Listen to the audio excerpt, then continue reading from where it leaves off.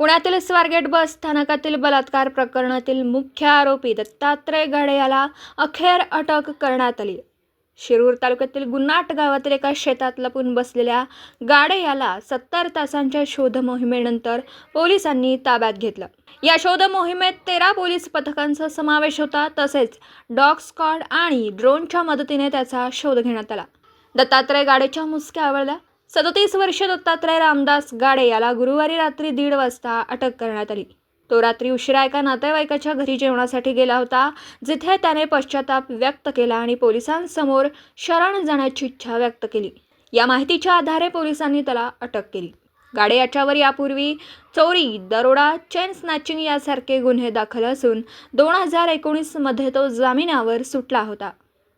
पोलिसांनी आरोपीचा शोध घेण्यासाठी 13 पथकांची स्थापना केली होती।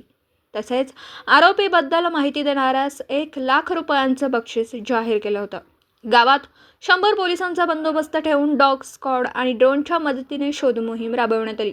गाडे याला आज पुणे न्यायालयात हजर करण्यात येणार आहे। ही घटना मंगळवारी पहाटे 5:45 वाजता घडली होती। सातारा जिल्ह्यातील फलटण येथे जाण्यासाठी स्वारगेट बस स्थानकात बसची वाट पाहत असलेल्या 26 वर्षीय तरुणीवर गाडे याने बलात्कार केला। त्याने पीडितेला दीदी म्हणत दुसऱ्या बसकडे नेलं आणि तिथे उभ्या असलेल्या शिवशाही बसमध्ये हे कृत्य केलं। या घटनेनंतर पोलिसांनी तात्काळ तपास सुरू केला होता।